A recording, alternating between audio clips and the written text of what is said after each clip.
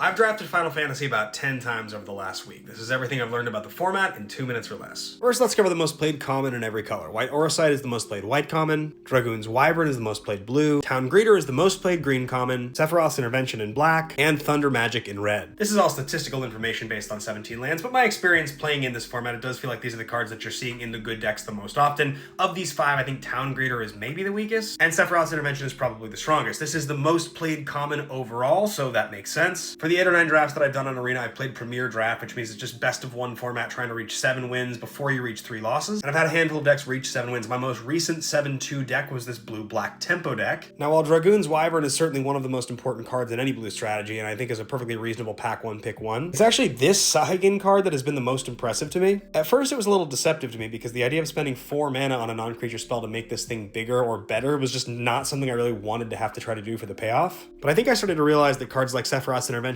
taking something out while also making this thing bigger at instant speed and also pushing it through to be unblockable, really starts to have a major impact. Chaining together copies of Dreams of Laguna, and then when you start throwing in some of these black cards where they trigger off of casting non-creature spells, I've just overall been pretty impressed by black, and it seems like blue and black are the 2 strongest colors so far. Obviously, we're mostly talking about commons here because these are the cards we're going to see the most, but this card is the biggest overperformer for me that I've seen so far. In green overall, I've been pretty impressed by Chocobo Kick, and I also think Fat Chocobo has been pretty good, but maybe the biggest overperformer for me in green has been Wandering. It's like just the instant speed of getting a land or a town, right? Because all the multicolor lands are towns. This card has felt like kind of a blowout against my opponents multiple times, and it's also the biggest card that has allowed me to play a 3rd color in my green decks. Like, I had a blue-black-green deck that I got 7 wins with that was pretty good. Be sure to hit that follow button if you guys like content like this. I'm going to be doing more limited content throughout Final Fantasy and for all of the upcoming sets. This card is good, but I've been pretty unimpressed with white. I think it's the weakest color. Where I've enjoyed white the most is in like the blue-white artifact-based tempo decks, but to be honest, those decks just feel better as blue-black decks. And I haven't had a ton of luck with red decks yet. I keep thinking that a red-green landfall deck is going to be good, and I just haven't played a good one. Where I've been the most impressed with red so far is playing against blue-red decks. Really good Izzet decks that are just like exactly dialed tight tempo decks, but I haven't been able to draft a good one myself, which is disappointing because I love Izzet. The first deck that I got 7 wins with was actually a black-green deck that was kind of landfall-based. It seems like the landfall green cards go pretty high. You don't see them go around the table as often as I think they were going around the beginning. But this 2-mana Accelerant as well as Torgal, but that's an uncommon. But this one specifically is one of the key things because there's pretty good 4-drops in like the 4/4 for 4 that becomes a 6/6 if you have 7 lands. There's just like a lot of good payoffs for being able to cast something on 2 and then ramping into a 4-drop on turn 3. And I have found black-green overall to be pretty good. As far as rares go, it's pretty hard to tell. I mean, there are cards that are totally busted in this format like this one. I found Jill to be quite good. In general, all of the ones that flip like Vincent Valentine. But when it comes to rares, it's pretty hard this early on to make any kind of real assessment. So those are my takeaways. Do you agree? Do you disagree? Let me know below in the comments. Thanks for watching, and I'll see you on the next one.